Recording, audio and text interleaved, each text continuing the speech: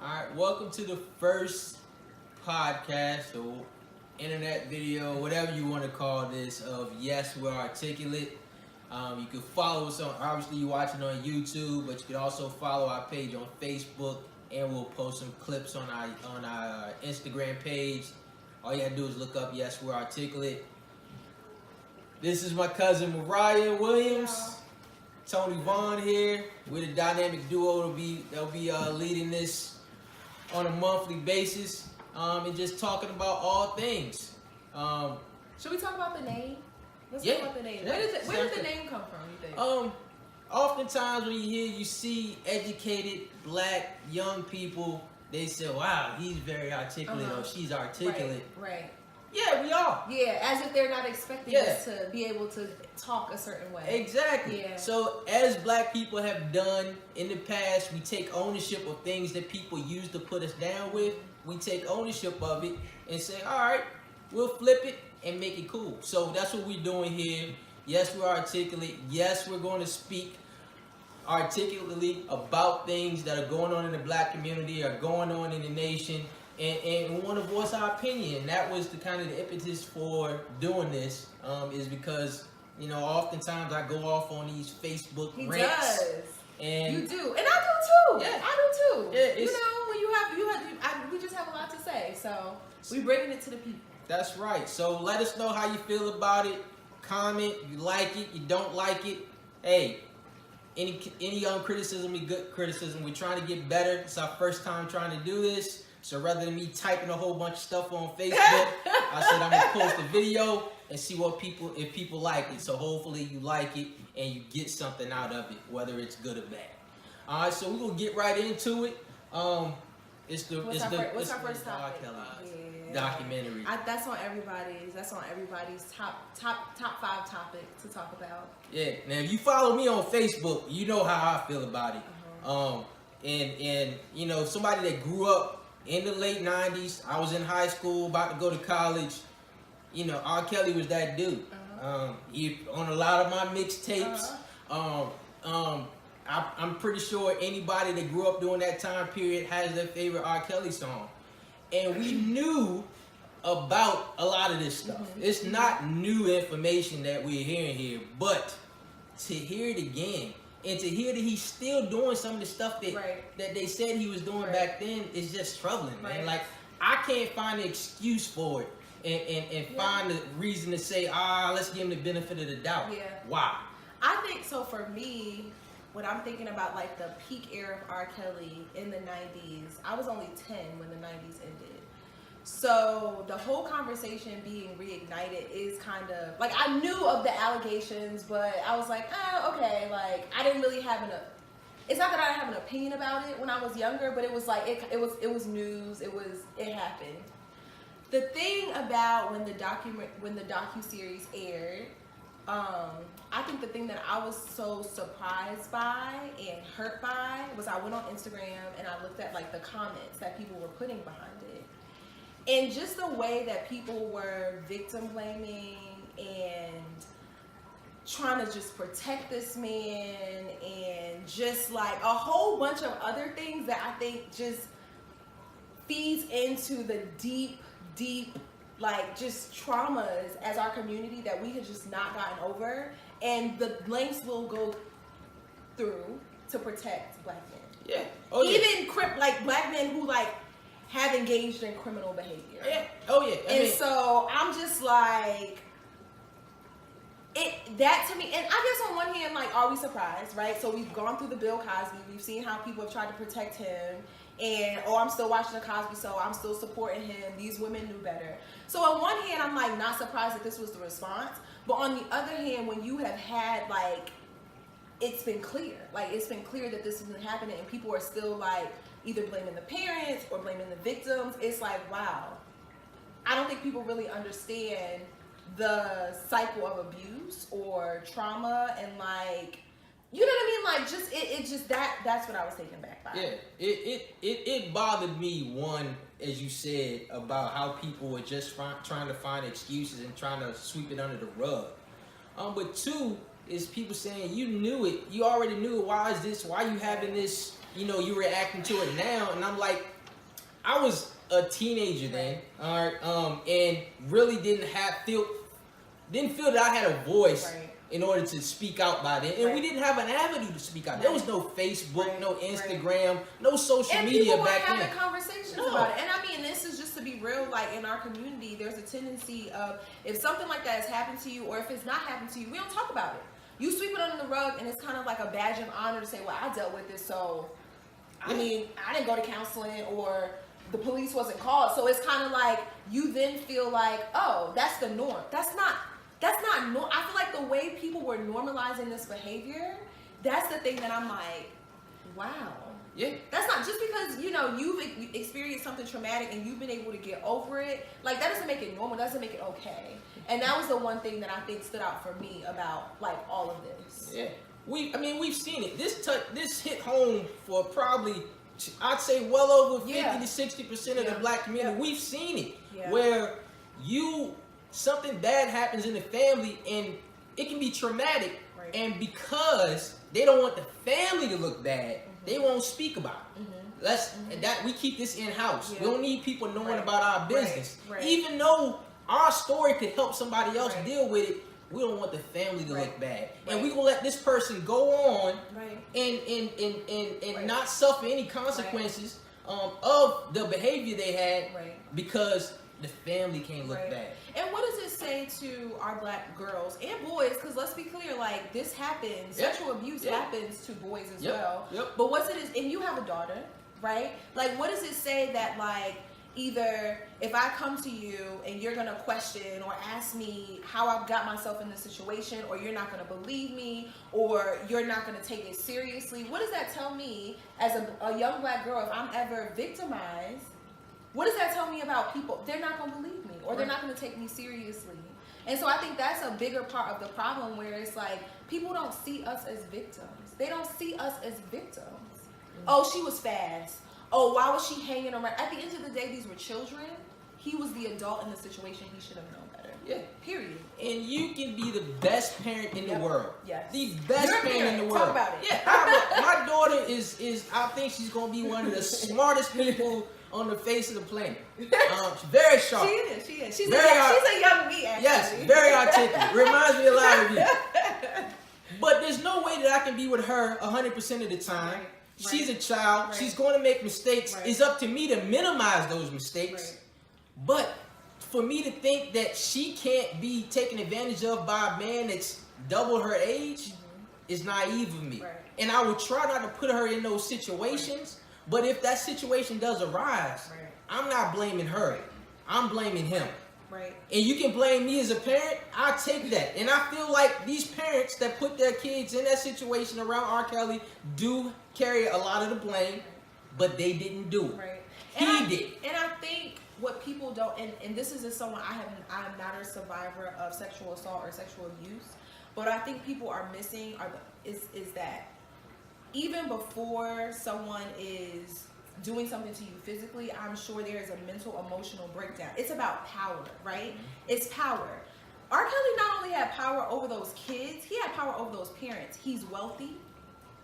He's a famous person, right? So if you think of the power dynamics at play, like not only is he able to manipulate those kids, he's able to manipulate those parents, because from my understanding, just based on kind of hearing their interviews, some of them didn't come from anything. Chicago, probably low-income, working-class families, and so they see this guy who has money, who has power, and they're just like, falling on the floor for him because, oh, he can hopefully help my child become a superstar. So that power dynamic was in play, and I don't think people understand how that plays a role in victimization. It's a process. So who knows what's gonna happen? But I think that regardless, R. Kelly aside, I think that what he has brought light to again is the need for us within our community to really, really deal with how we look at these types of issues. Sexual assault, sexual abuse, trauma, and all of these things. How we talk about it, how we think about it, how we don't talk about it. Because, R. Kelly, he's one example of it happening. if nothing else comes out of it, at least I know when after I finish watching it, I really, we've addressed this with our kids before, but I talked about it again and said, hey, anybody ever touches you, if you ever feel uncomfortable, you come talk to us. We want to know. Don't be afraid to talk about it. It just really bothers me that there's people that we make jokes about it, this, that, and the other, but in the grand scheme of things, it's not funny. It's not. It's not. These women, if there was 10 women that he assaulted and one that tried to take advantage of the situation and try to get money from it, he still assaulted those other 10. Exactly. So he's still a bad person. And so often we look at our black community and say when something bad happens to them or they're in a situation or they make accusations against somebody, we always say, oh, they trying to do it for money. Right. How do you think that makes the person that isn't doing it for money feel? Even if that person is trying to chase a dollar. They won't tell their story. Yeah, exactly. You can't. If it comes to me having to look at a child and a man and say, who am I going to believe? Who am I going to give the benefit of the doubt? I'm going to side with the kid. I'm going to investigate this. And when you look back over the history of the stuff that R. Kelly has done, man, there's smoke there. Yeah. There's a lot of smoke there. Yeah. He's put himself in these situations. Why are you taking young women, half your age, moving them in? They all move in with you, cut off any contact with their family, and they all are telling the same story once they leave. Whether 60-70% of it is true or false, there's some truth there. Yeah. And this man has a problem. I mean, they talk about it. Yeah. They talk about, they acknowledge why he was able to lure them in. Yeah. Right? Like, they talk about it. So they identify that they identify that he was a predator, and predators can smell their prey. Yeah. And he smelled them. Yeah. And it's also sad looking at, like I said, talk about the parents. There's a lot of people that enabled him to do this stuff. Yeah. The family members around him, his assistants. And point blank period. Why is he hanging around high schools? Right. Like, I don't understand that. Like, why did y'all make that okay? Right. Why did people not say anything earlier? I just don't understand that. As a former high school teacher, if I saw a 25, 30-year-old man report it or something. Keep hanging around, I'm gonna be like, dude, like, come on, man. What are you doing here? What are you doing here? And again, I think people saw his celebrity and said, that's R. Kelly. Yeah. We're not going, you know what I'm saying? Like, we're not going, oh, that's R. Kelly. And it's a difference, and I've heard, trying to attack all the different arguments I've seen online. It's a difference in a senior, I'll say somebody that's still in high school and they're dating maybe a freshman or a sophomore that's in college. Because those two, they went to school together. Yeah. So I knew you. Right. That's a difference. Right. That's a very big difference. And that's the difference in a 16-year-old dating an 18-year-old or a 16-year-old dating, maybe a 19-year-old. Okay. But when you get into a 26, 27-year-old dating a 15-year-old, 14-year-old, that's weird. Getting married. Like, when you look at Aaliyah, that's weird. Developmentally, like, your brain, that teenager's brain is not even to the point where they can make decisions. Right. And you can say which is why there's an age of... because let's think back to our teenage years, right? Like, we all had something where it was like we were doing things we weren't... I used to lie about my age. Yeah. When I would come down south for the summer, I would lie about my age. You know what I'm saying? Like, it's something like it's not uncommon. When you're a teenager, you're not making the right decisions. You're not thinking about the long-term implications. Oh my God, like, I can get this. You're not thinking like that. And again, the onus should not necessarily be on the child, because as an adult, you know better. You know better. Yeah. And how you gonna get mad? How you gonna get, say, a almost 30-year-old man can't take advantage of a 16-year-old because she was being fast, when there's a lot of y'all out there that y'all getting taken advantage of by people the same age as y'all. So you gonna say an adult man can't take advantage of you? She was being fast? Come on, man. As fast as these girls think they are, they still girls. They still young ladies, and they have not developed to the point where they can understand that they are being manipulated. Grown women get manipulated. So how can you say a teenage girl cannot be manipulated? And again, I think it goes back to, we do not allow, especially young girls of color we don't give, they're not innocent. We don't see them as innocent. We don't see them as victims. We don't see them as like, oh, she knew better. Like, we don't see them as really kids who are going through the same thing that teenagers, kids in America are going through. But for some reason, I mean, it's the archetype of the strong black. We put that on kids, on especially young girls at like 8, 9 years old. Yeah. She should have known better. So she should have had all this. It's like the same kind of things that hold black women in a box, whether it's our strength, whether all these kind of stereotypes. We do that to young girls at such a young age that we don't allow them to be victims. You know? So I think that is a big part of just the narrative of how we paint the black woman as she is not capable of being hurt or victimized. That plays such a big role in like the fact that we literally cannot. There were 7, 8 girls interviewed. All of them are not lying. They can't be. telling the They same cannot story. And again, we've seen this before. Right. It's not new. Right. And the people that are online saying it's Right. old, this video is showing just a couple months ago that mom, those parents trying to get their daughter back from him. So he's still doing the same stuff that he was doing back then because it's a pattern. It's what he likes. The type of girls he likes. It's what he does. Right. So let's stop making those excuses. Let's also stop making the excuse saying because somebody else done it that it's okay. Why are we going to all these accusations coming about R. Kelly now? White people have done it. The priests have done it. That don't make it right. He still did that it. Don't make it right. He still did it. He still did it. And don't let those people get their justice. Right. They should get their due justice as well. Right. But that does not take away from the fact that he still did what he did. Right. And I don't make excuses from anybody. Red, white, blue, purple, black.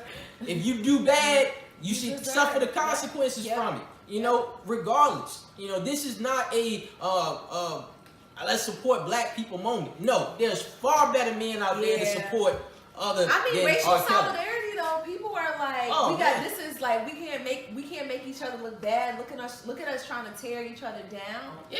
You know, to the point where we are willing to support criminal behavior to do Can't that. tear him down when he tearing down all our young girls. Yep. That's how you think. Yep. And tell me, you know, it's been this big thing about y'all gonna stop listening to R. Kelly music. I'll be honest with y'all. I ain't listened to R. Kelly songs in some time. Like 8 years. Yeah, like just haven't. Not missing nothing. No, not at all. You can ask any of my streaming services to go back to my history over the last 4 or 5 years, and it'll be hard. You'll be hard pressed to find me play a R. Kelly song. So I'm not gonna miss the music. Right. He's a talented man. Yeah. Bill Cosby was talented. Yeah. But Bill was also putting pills in the women's drinks from the 1960s and 70s all the way up through. So yes, I will still watch the Cosby Show. It airs occasionally.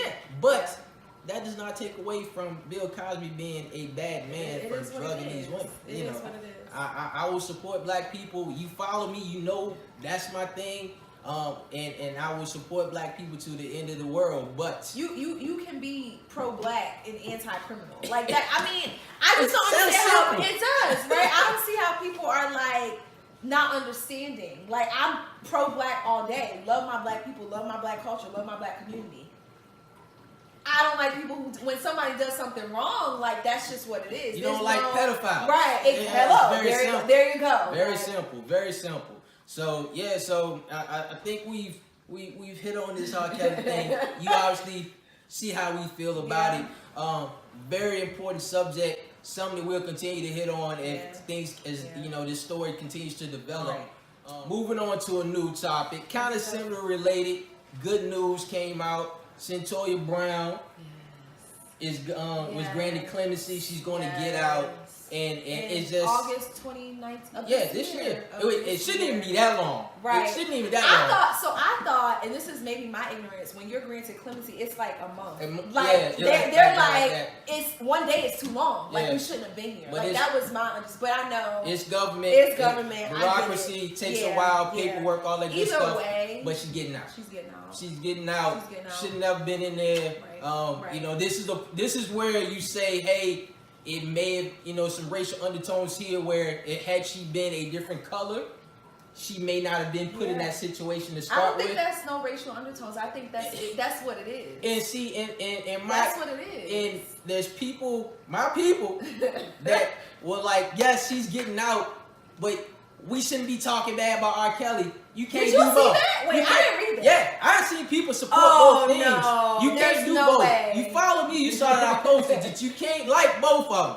You can't be Right. supportive of her getting out and then And also say- supportive of R. Kelly. Because she's in the position because someone victimized. She killed R. Kelly. Yeah. She killed R. Kelly. Yeah. So she was woman enough to say, no, you're not gonna do this to me anymore, and took the life of the man that was abusing her. And I can't be mad at that. That's self-defense any way you look at it, and she should have never been in there. But I'm so happy she's getting out. That's a great story.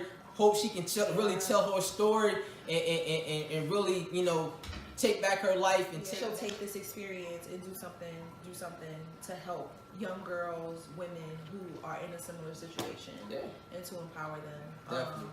Yeah, that's a win. I think that's a win. A lot of my friends that work for the government, they're not gonna get that paycheck tomorrow because we got this government shutdown. The longest on Saturday will be the longest government shutdown in the history of this country. Really? Yep. I'm surprised. Yep. It will be the longest government shutdown in the history of this country. I believe if it stayed until Saturday, which I can't imagine a day will change anything. Yeah, they're not gonna change. It's not gonna.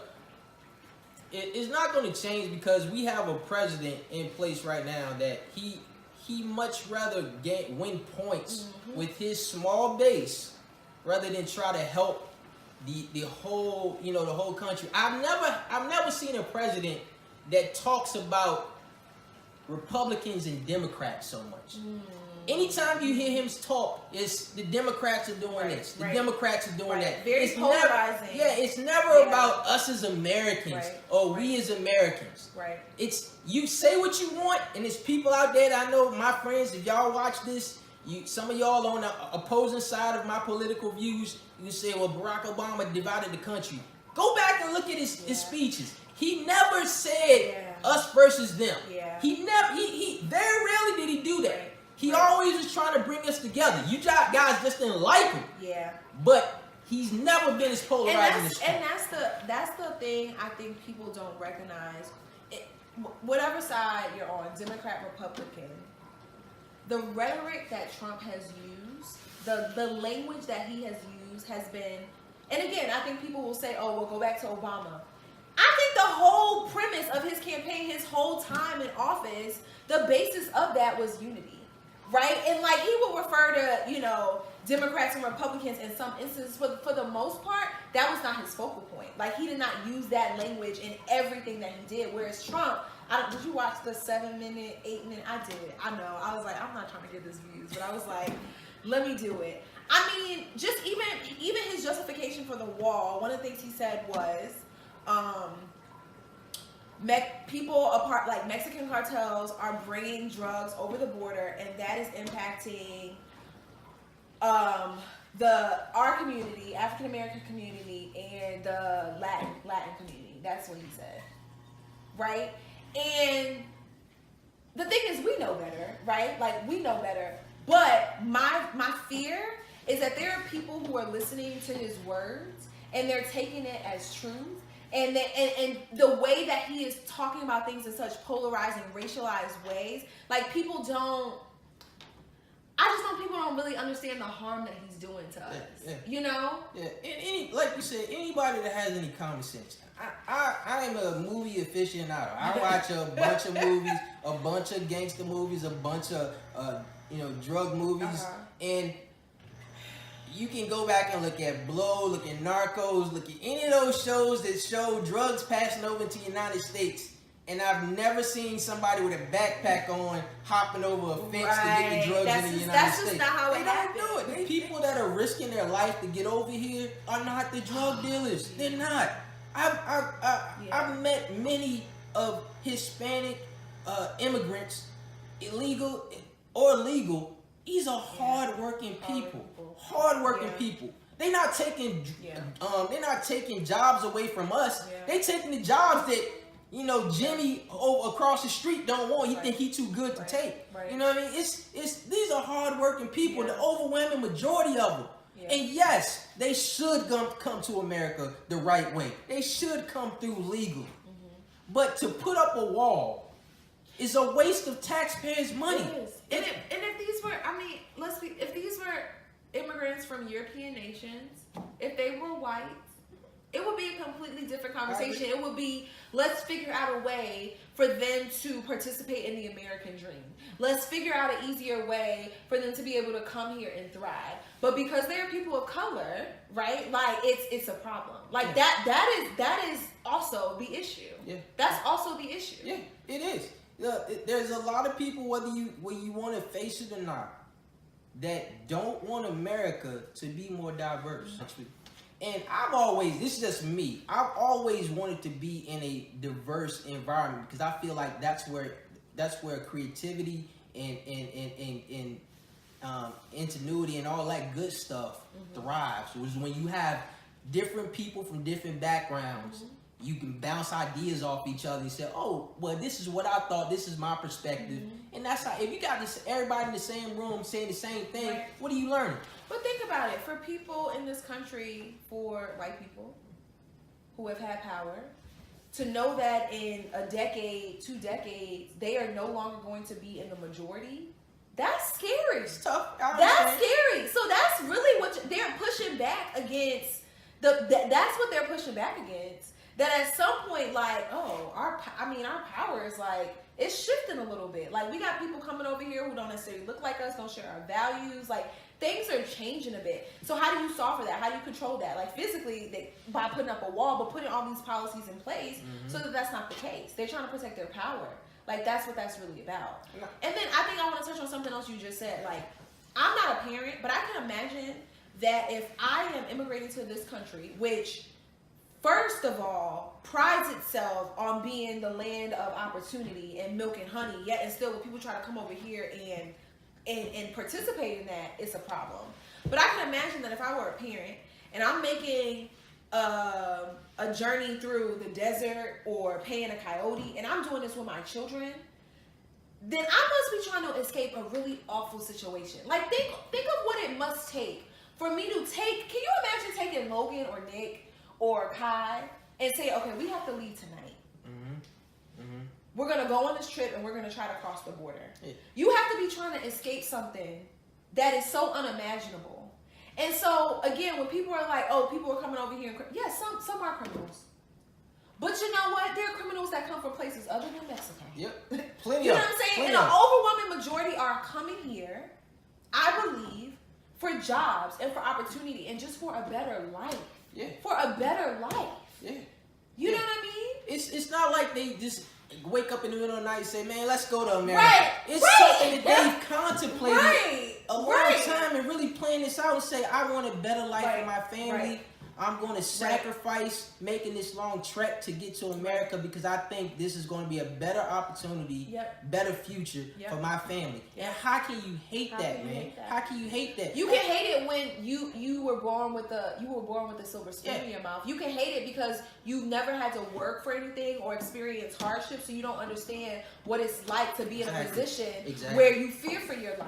Exactly. You know, you fear that you're going to be killed or whatever that is. You fear that the violence happening in your country is going to harm you. If you've literally never been in that position, you will not understand like someone's mindset who says, I'm going to leave my country. I really want to, when I hear these conversations, I want to break down people who are coming from foreign countries. That's their home. 9 times out of 10, they are leaving their families. Some people leave their kids because they say, I'm going to come first, get myself together, and then I'm going to send money back home. Like, that is a reality. People leave their home, their roots, with the hope and the dream that they can come to this country and thrive and prosper, or at least make enough to be able to send back home. Maybe not even be rich. So to be able to sacrifice and to do that, I mean, you have to think that there's something here for you, right? Yeah. And so, again, I'm not necessarily saying there has to be a way to regulate people coming in and out of this country.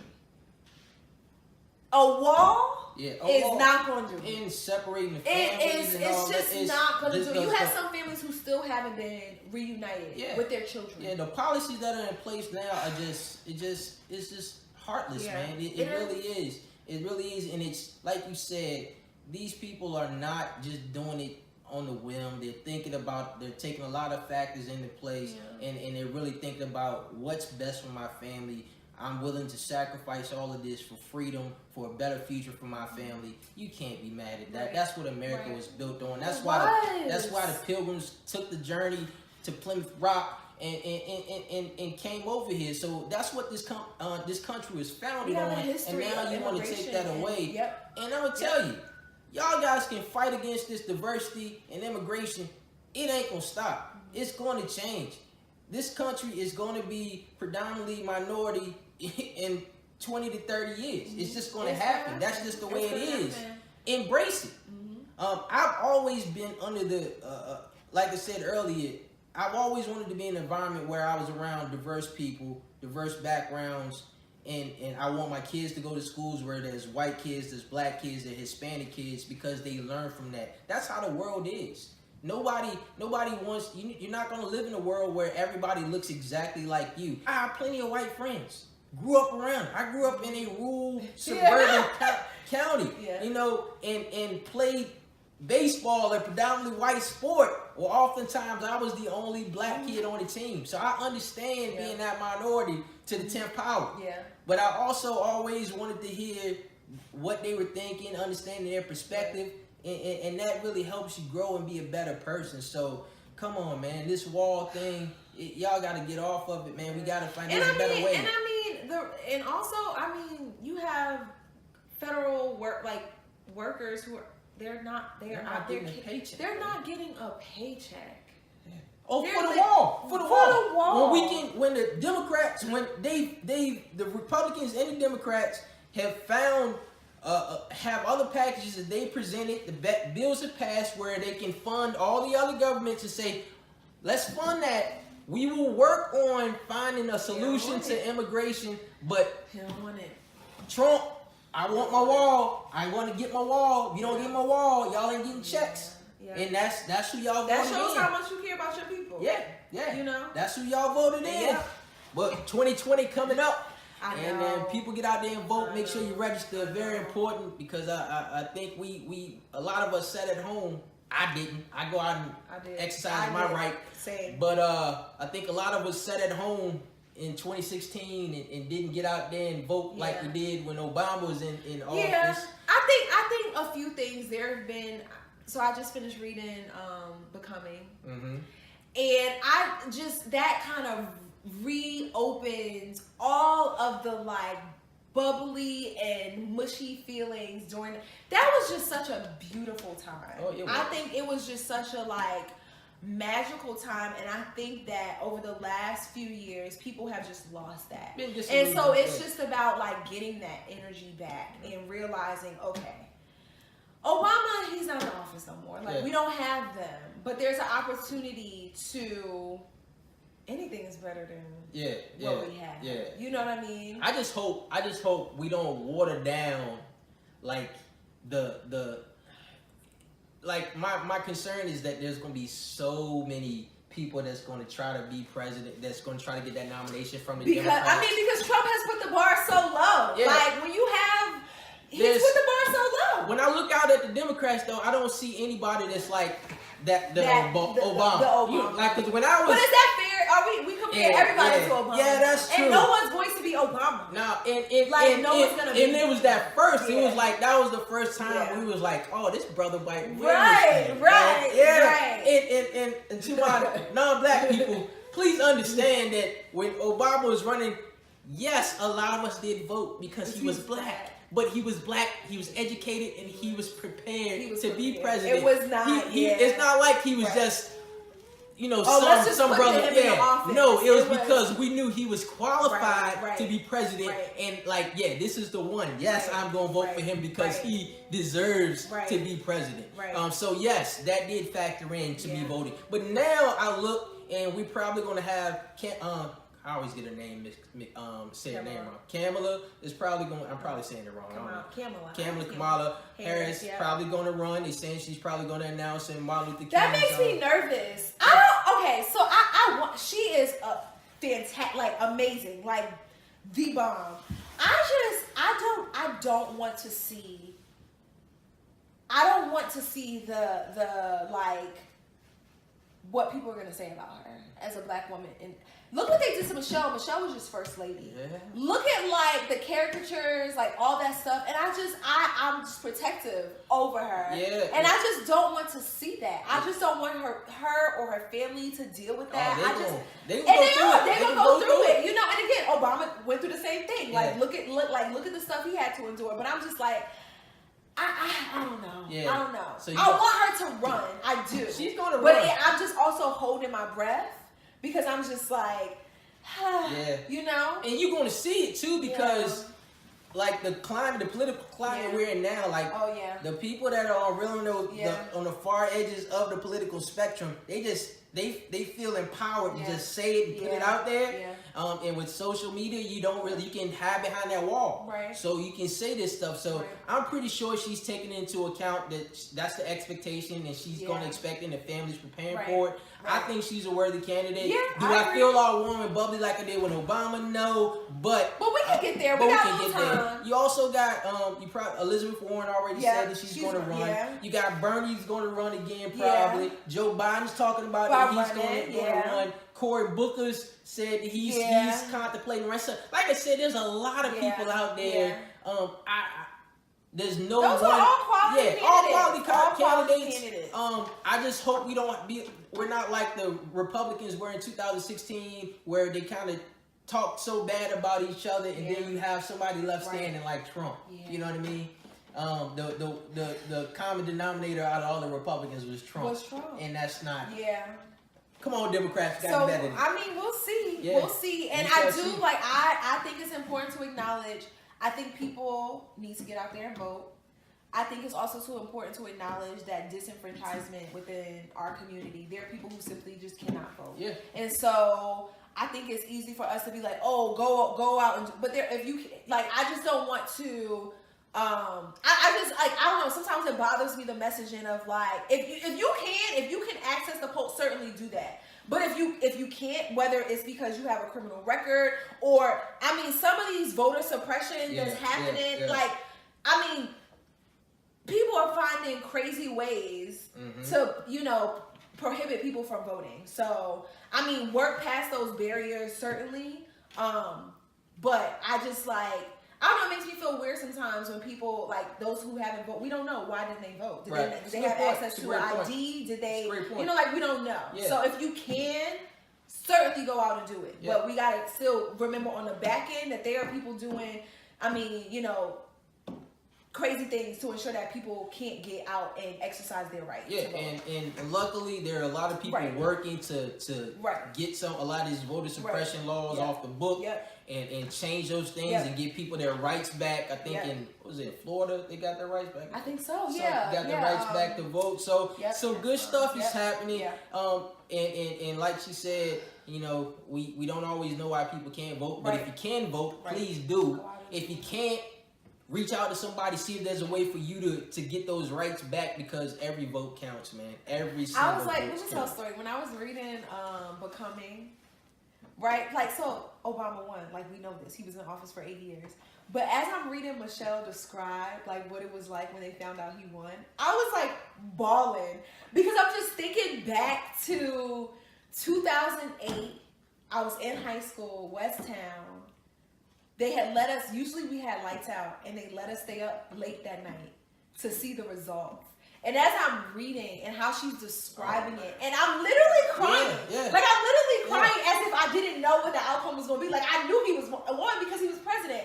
But just, again, it was just such a magical time to see, you know what I mean? Yeah. So maybe we won't get back there. Because again, I think people are just disillusioned. People are just, they don't believe in our political system. So maybe we won't get back there. But I think there is an opportunity to, again, we've been far right anywhere over that, I think is personally the pendulum is swinging back. You know, I think the country is progressing. It's just, you know, you have your last stands, and this is kind of the right wing's kind of last stance with Trump saying, "Hey, we're not gonna let them take our country," whatever. I still think people probably gonna look at this and be like, "Oh, we know where they stand." Yeah, you know, whatever. But I think in the grand scheme of things, the country's getting better. We're progressing, and we just have to kind of look at things in the context of where we are, and not think that, you know, that everybody on particularly on the Republican side thinks exactly like Trump. Right. I don't. We know, and we know that's not the case. And I think, you know, the dangerous thing about all that's happening too is that it's just so polarized. So you have people who are conservative. They may not be Trump conservative. You know what I'm saying? Or they may not be like, Trump represents one type of Republican. And I do think, and this is not like a all lives mattering type of thing, but I think, again, the way what his rhetoric has done is just polarized us to the point where it's either you're literally over here or you're over here. And it's just how we exist, how we move through the world doesn't work that way. Like, there's so much in between. And so I think that's just important to remember as we're having these political conversations. You know what I mean? I think in the past, and I you know, just because so many people didn't like Obama, that I think in the past we had operated in that middle ground. That's where politics took place. That's where the deal making took place, was in the middle, where Republicans and Democrats worked together to get stuff done. And over the past 10 years, it's like, I'm over here, you're over there, and I'm not. And God forbid you say something on either end, and it's like, oh my God, you're a socialist. Oh my God, you're like a white nationalist. Right, this is what I'm saying. It's like, can we just have this conversation? Like, can we have compromise? Can we have compromise? Right. But you know, that's too adult, I guess, for Congress right now. So or the presidency. So we'll see. But like I said, I think things are getting better, and hopefully, you know, in 2020 we will get a worthy candidate that can take down Mr. Trump. Because I think we will honestly look back at these 4 years of his presidency as some dark days for the United States and say, wow, I can't believe that was going on. But like, let me ask you, are you really surprised by what you've been seeing? I mean, as Black people in America, like, are we really surprised by the stuff that we've either heard him say or folks who support him say? Like, are we really? Because I really think about it when I dig deep, and sometimes, like, you know, I don't always keep track of like him and what's going on, or like just the nasty things that people say, because I'm like, this is our country. This is exactly who we are. This is exactly who we are. But, you know, 8 years of coming from Obama, I mean, yes, he was certainly able to bring the country together in ways that I think were unimaginable. But I think but way beneath the surface, like, we're just seeing those things bubble up that have always been there. Oh yeah. Like, racist, just crazy. You know what I'm saying? Like, so sometimes I think back, I'm like, am I really surprised? Like, am I surprised? Yeah. That's why I can go about my day sometimes and be like, he said it. Yeah. Well, you know, you didn't have social media. You didn't have all that back then. Yeah, so, that's true. That is very true. And I think people fail to realize that, you know, I'll say oftentimes people on the other side often say where, you know, we bring up, you know, slavery, things like that you guys weren't there. So look, my grandparents we're a part of the, you know, we're in the civil rights, lived through Jim Crow. So that's only two generations removed. We're not that far from it. Like my mom went to her high school had just gotten, you know, integrated when she got to high school almost. Like, you know, it's not that long ago. So to say that we don't understand that y'all guys are too far from removed, why you keep bringing up the past? That's a recent past. These people still living that couldn't drink out that water fountain, couldn't go into that bathroom, couldn't sit at that counter. You know, so don't tell us that you don't understand. We understand. They told us those stories. Exactly. And we want to fight those battles for them. And what we experience, and this is not, because I'm this person who let's talk about slavery. Like, let's talk about it, because the conditions, how we exist today in this country are literally directly related to our experience as slaves in this country. Like, you know what I mean? And so I think it's crazy to me when people are like, oh, y'all still talk about that? You would never tell a Jewish person not to talk about the Holocaust. Oh. You would never, we would never do that. So why would we tell a black person that is literally our history in this country? Yeah. Like, we were property. We were 3/5 of a person.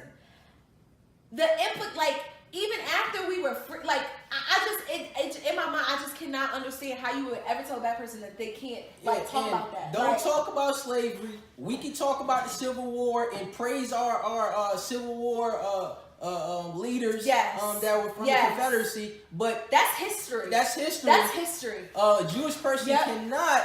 I mean, we like you said, we would never talk down to a Jewish person for bringing up the Holocaust, and we would never honor any other Nazi leaders, right? Anytime somebody shows up a Nazi flag, they are a white nationalist, a white supremacist, right? But we don't look at the Civil War leaders that way. And we're supposed to just say, hey, slavery happened, and you know, that's the past. That's the past. Let it go. Let it go. Let it go. And I'm not one to dwell on it. But again, you have to understand our perspective. All right, it's not that long ago. Like I said, slavery, and then what we get to in the civil rights. Yes, we weren't slaves, but we weren't slaves by a piece of paper. But in a lot of ways, we're still slaves. Free. Still weren't free. So it's not that long ago. Definitely. Good conversation, man. Real good conversation. What's our let's end on not a lighter Kevin Hart, or what's our options? Kevin Hart or what we got? We got Kevin Hart, or I don't know what Miss else. Tiffany Haddish funny.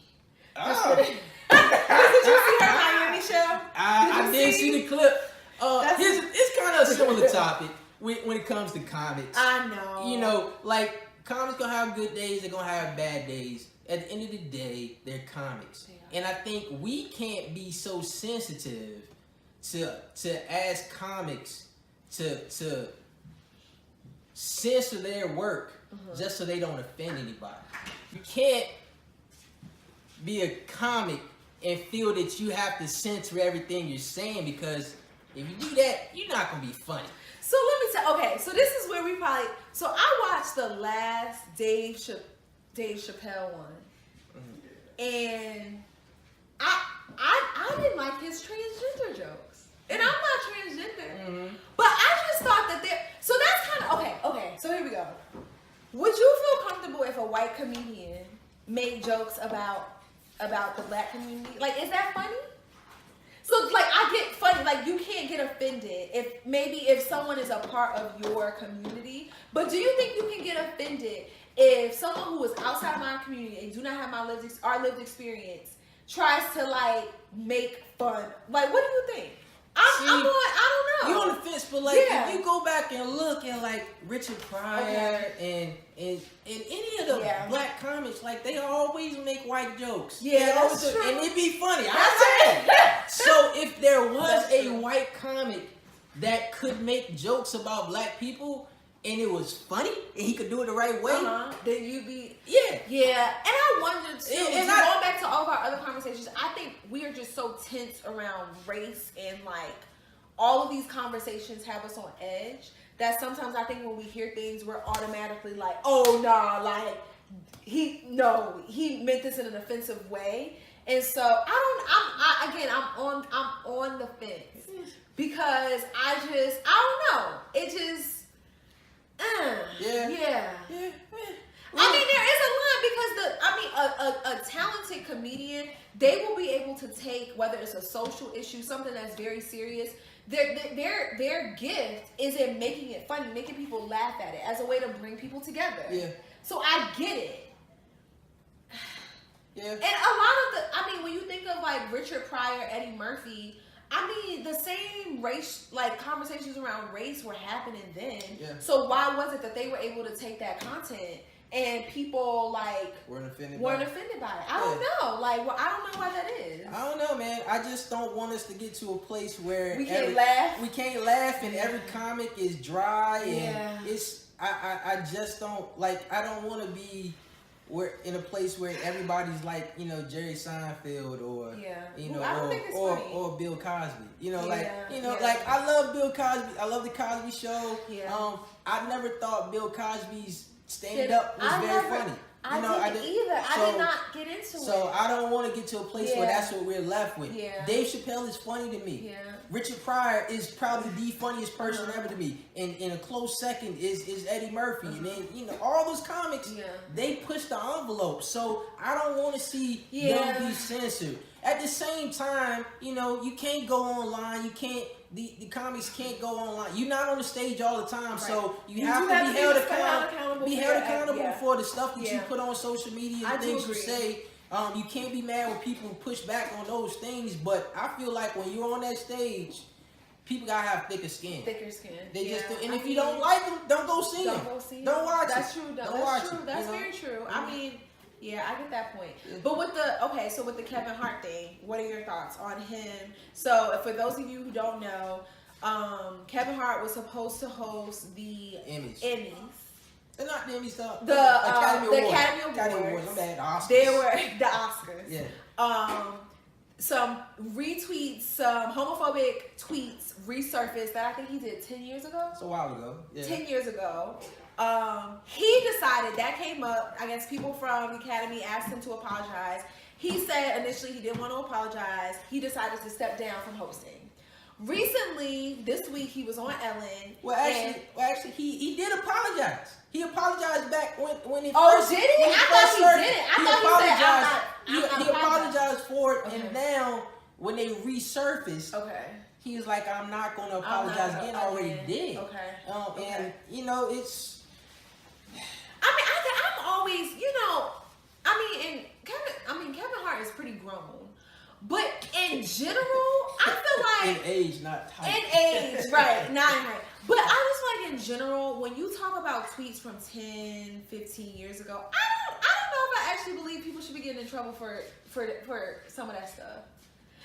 And I say that from a perspective like I'm thinking of the cases where someone is like 30 and then something surfaced from when they were in high school, and then it's like, oh, we gotta kick them off the football team or something. Like, I don't know if I believe that should be the case. Like, I was a teen. Like, you can go back. Maybe I didn't say racial stuff online. Like, maybe I didn't. But I'm pretty sure I said some crazy stuff. Yeah.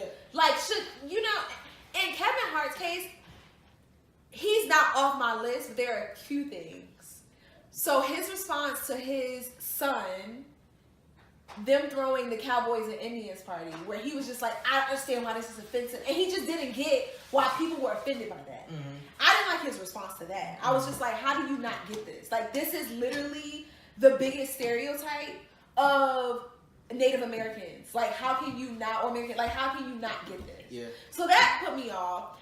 About the tweeting thing, I'm not sure, like, I don't think I would apologize again either, though. Like, I did it once. Like, I mean, I said what I said. Like, okay, I said what I said. Like, I said sorry. Like, what else do you want me to do? Yeah, and that's my thing is, yes, what he said in the past may be wrong. He apologized for it.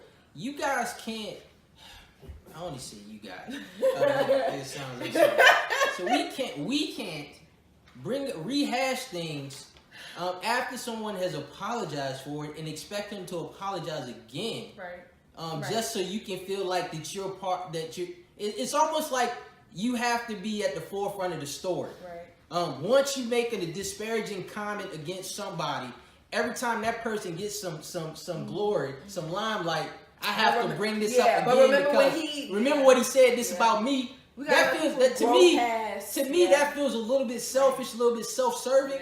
And you're not really worried about what he said. It's more about you. You know what I mean? So I feel like I am a supporter of LGBT and, you know, that community, but you can't ask somebody to keep apologizing over and over when they've apologized in the past. Also, here's my thing. How come when he said those things, so his son had this Cowboys and Indians party, and he basically said he didn't see anything wrong with it and people were overreacting. How come the Academy didn't say anything then?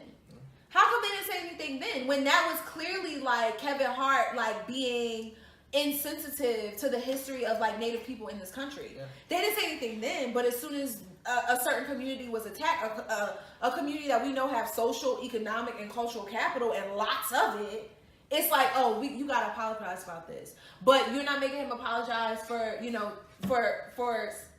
speaking or saying or offending Native people in this country. Right. So, I mean, if you want to make him apologize for those tweets, make him apologize for that and say, in general, like, we don't like what you're saying about, like, people in marginalized groups. Yeah. That's also my issue from the Academy's perspective. Like, if you're going to hold him accountable for stuff that he said, hold him accountable, not just for stuff in the LGBT community, but things that he's maybe said about Native people too. Like, y'all didn't say nothing. Is that group not important enough for you to hold him accountable to that? That's a great point. And so I think that's where we're gonna end it. All right. Great discussion. Yeah. Great first episode of Yes We Are Articulate, the podcast. Again, make sure you follow us on the YouTube channel, subscribe. And we have Instagram. We do have Instagram and we got a Facebook page as well. I'm Tony Vaughn. Mariah Williams. See y'all next time. Please tune in. Yes We Are Articulate. See you.